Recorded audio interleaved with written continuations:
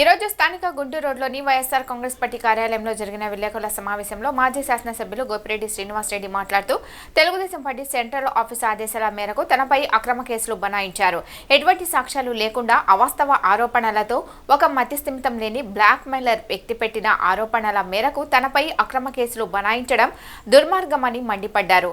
పమిడిపాడుకు చెందిన కొల్లా సాంబశివరావు అనే వ్యక్తి ఎవరో తెలియదు. అతని ముఖం కూడా తను ఇంతవరకు చూడలేదని, తాను సేకరించిన వివరాల మేరకు ఈ కొల్లా సాంబశివరావు అనే వ్యక్తి 2019లో మట్టి తవ్వి తీసిన గుంటలో కూడిన 6 ఎకరాల 10 సెంట్ల భూమిని అరవల్లి కాకాని మధ్య కామరాజు అనిల్ కుమార్ అనే వ్యక్తి వద్ద మార్కెట్ రేటు కంటే తక్కువ ధరలో కొనుగోలు చేయడం జరిగిందని అన్నారు. పోలీసు వారు కూడా ఎటువంటి విచారణ జరపకుండా కేసులు పెట్టడం సమర్థనీయం కాదని, పోలీసులు పూర్తిగా విచారణ చేసి అవసరమైతే విచారణకు పిలిచి అడగాలని అన్నారు.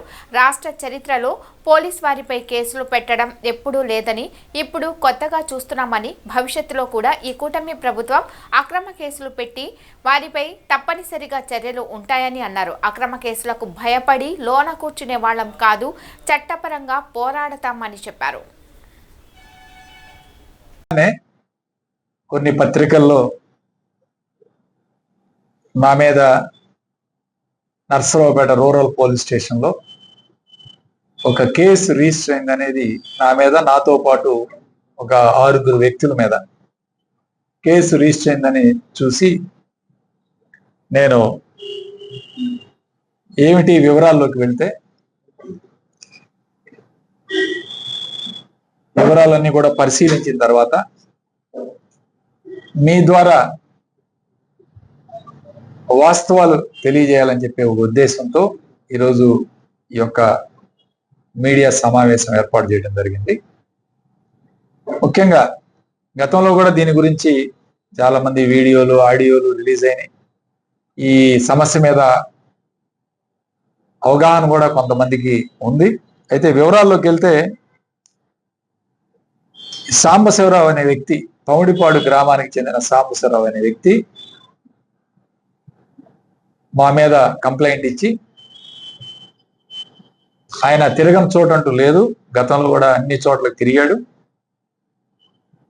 గతంలో ఎస్పీ గారికి, డీజీపీ గారికి, జగన్ గారి ఇంటి దగ్గరికి వెళ్ళాడు.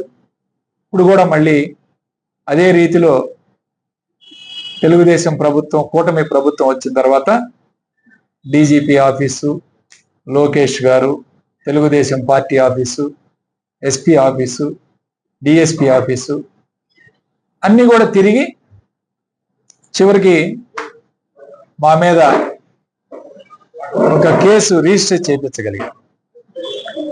ఏమిటి ఈ వాస్తవాలు ఒకసారి గమనించినట్టయితే 2020 నవంబర్లో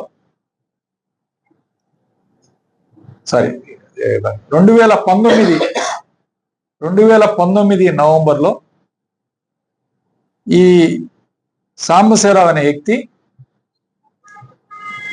గుంటూరుకు సంబంధించిన కామరాజు అనిల్ కుమార్ సన్ ఆఫ్ కృష్ణమూర్తి అనే వ్యక్తి దగ్గర నర్సరావుపేట రూరల్ మండలం కాకాని అరవపల్లి మధ్యలో 6 ఎకరాల 10 సెంట్లు స్థలం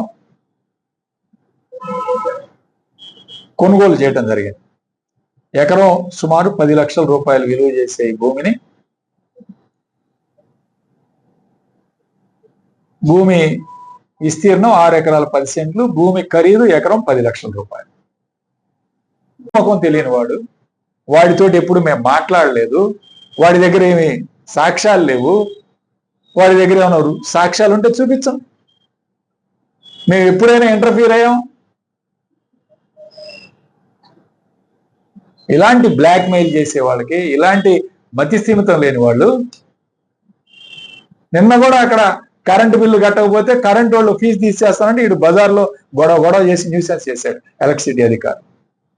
మొన్న 2 రోజుల క్రితం ఈ వ్యక్తి సాంబశివరావు అనే వ్యక్తి అలాంటి ఆర్థికంగా ఇబ్బందులు పడుతున్న వ్యక్తి, అతను మా మీద కంప్లైంట్ ఇస్తే మీరు కేసు రిజిస్టర్ చేస్తారు. ఖచ్చితంగా దీని మీద మేము చట్టపరంగా పోతాం, చట్టపరంగా ఎదుర్కొంటాం. మీరు ఏదైనా ఉంటే చేసుకోండి, ఇబ్బంది ఏం లేదు. దానికి భయపడే వాళ్ళం కాదు. ఏదో కేసులు పెడితే మేము భయపడి లోపల కూర్చునే పరిస్థితి కాదు, లేదు. ఖచ్చితంగా దీని మీద పోరాటం చేస్తాం, దీని మీద ముందుకు వెళ్తాం. పోలీసు వాళ్ళు కూడా దీని మీద సమాధానం చెప్పాల్సి ఉంటుంది. ఎవరైతే కేసు ఫైల్ చేశారో ఖచ్చితంగా వాళ్ళు కూడా సమాధాన పరిచే విధంగా భవిష్యత్తులో కార్యక్రమాలు ఉంటాయని చెప్పి తెలియజేస్తూ సెలవు తీసుకుంటాం. మీకు కూడా ఇస్తాను.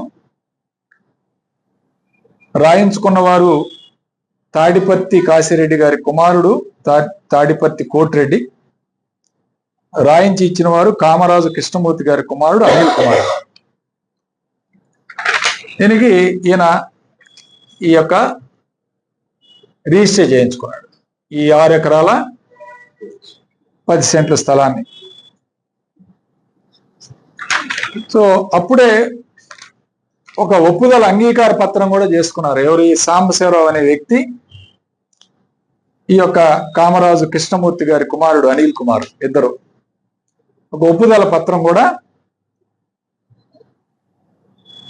ఏమని, నీకు నాకు మధ్య కాకాని శివారు అరవపల్లి గ్రామంలోని 6 ఎకరాల 10 సెంట్లు భూమి గురించి వివాదం జరుగుతున్నది. అయితే సదరు వివాదం మన ఇరువురి మధ్య పరిష్కారం అయినది. ఇది నాకు మరియు నీకు ఏ విధమైన రాతపూర్వక తగాదాలు లేవు. నాకు నీకు మధ్య ఏ విధమైన ఆర్థిక లాభాలు లేవు. మరియు పై సర్వే నెంబర్లోని భూ వివాదం కూడా పరిష్కారమైనది. ఇది నీకు నాకు ఏ విధమైన సంబంధం లేదని ఈయన ఒప్పుదల పత్రం, అంగీకార పత్రం కూడా సంతకం పెట్టాడు సాంబశివరావు. సో వీళ్ళిద్దరి మధ్య ఒప్పుదల అయిపోయింది. ఈయన ఈ అనిల్ కుమార్ ఎవరైతే ఉన్నాడో ఈయన ఈ తాడిపత్రి కోటిరెడ్డి అనే అతనికి రిజిస్టర్ చేశాడు. ఏది? సాంబశివరావు తోటి ఒప్పుదల పత్రం అంగీకారం అయిపోయిన తర్వాత నేరుగా అతనే వెళ్ళి రిజిస్టర్ ఆఫీస్ లో ఈ కాశిరెడ్డి అనే వ్యక్తికి, కాశిరెడ్డి కుమారుడు కోటిరెడ్డి, ఇతనికి రిజిస్టర్ చేశాడు. ఈ రిజిస్ట్రేషన్ లో కూడా సాక్షి సంతకాలు ఒకసారి చూడండి. సాంబశివరావు సంతకం, సాంబశివరావు అనే వ్యక్తి సాక్షి సంతకం, కింద మదార్ సైదా అనే అతను, సైదావులు అనే అతను సాక్షి సంతకం, ఇద్దరు. అంటే డైరెక్ట్ గా కామరాజు అనిల్ కుమార్ అనే వ్యక్తి ఈ యొక్క తాడిపత్రి కోటిరెడ్డి ఎవరైతే ఉన్నాడో డబ్బులు ఈరోజు ఇతనికి అప్పుగా ఇచ్చాడు, ఇతనికి రిజిస్టర్ చేసేసాడు విక్రయ దస్తావేజ్. ఈ కాపీలు కావాలంటే మీకు కూడా అన్ని జిరాక్స్ కాపీలు ఇస్తాను. సో ఈ పొలం నాది కాదు, నాకు అనిల్ కుమార్ మధ్య ఏం వివాదం లేదు. అనిల్ కుమార్ డైరెక్ట్ గా రిజిస్ట్రేషన్ చేసేసాడు 6 ఎకరాల 10 సెంట్లు. అసలు ఇతనికి ఏ హక్కు ఉంది భూమి మీద? సాంబశివరావు అనే వ్యక్తికి ఏ హక్కు ఉంది? ఇతను అది పట్టుకొని తిరగని చోట అంటూ లేదు, బ్లాక్ మెయిల్ చేస్తాడు, వీడియోలు పెడతాడు.